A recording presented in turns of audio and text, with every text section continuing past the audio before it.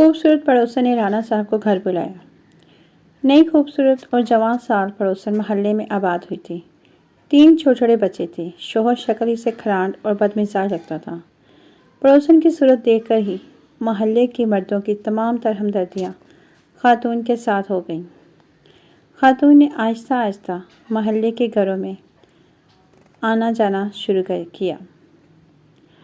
राना साहब और मिर्ज़ा साहब को अपनी अपनी बेगमात के तवस्सुत से पता चला कि नई पड़ोसन का शोहर तंदखू और शक्की है। खातून शोहर से काफ़ी डरती है। ये सुनते ही दोनों मर्द हजरात की निगाहें आसमान की तरफ उठ गईं।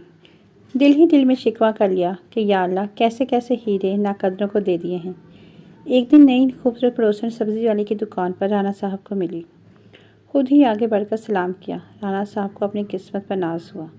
खातून ने कहा, राना साहब बुरा न माने तो आपसे कुछ मशवरा दरकार है। राना साहब खुशी से बावले हो गए। खातून आम घरेलू औरतों की तरह भाई साहब कहने के बजाय राना साहब कहा था। राना साहब ने दिली खुशी छुपाते हुए नहायत मताना से जवाब दिया, जी फरमाइए। खातून ने कहा, मेरे शोहर काम के सिलसिले में अक्सर शहर से बाहर रहते हैं। मैं इतनी पढ़ी लिखी नहीं, बच्चों के स्कूल के एडमिशन के सिलसिले में रहनुमाई दरकार है।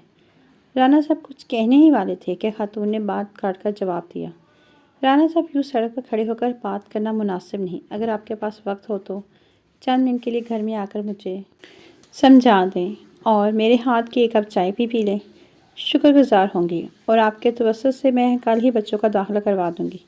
राना साहब तो जैसे तैयार बैठे थे अपनी खिदमत पेश करने को, फ़ौरन ही साथ चलने को तैयार हो गए। राना साहब खातून के हमरा चलते हुए घर दाखिल हुए।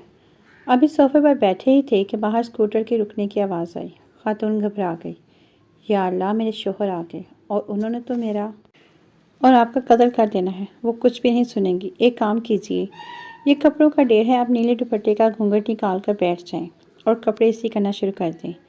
मैं कह दूंगी कि इस्त्री वाली मासी काम कर रही है। राना साहब ने जल्दी से घूंघट ओढ़ा और इस्त्री करने लगे। 3 घंटे तक इस्त्री करते रहे जब तक वो खरान शख्स घर में मौजूद रहा। जैसे ही शोहर घर से बाहर गया, पसीने में शराबू थकन से चूर राना साहब निठार कदमों से घर से निकले। जैसे ही बाहर निकले, सामने मिर्ज़ा साहब आते दिखाई दिए। पूछा, कितनी देर से अंदर हो? बोले, 3 घंटों से इस्त्री कर रहा हूँ। मिर्ज़ा साहब ने तासुब से देखा और बोले, जिस कपड़ों के ढेर को तुमने 3 घंटे इस्त्री किया है, कल मैंने ही 4 घंटे बैठ कर धोए हैं। हाय, क्या तुम्हें भी नीला दुपट्टा उड़ाया था?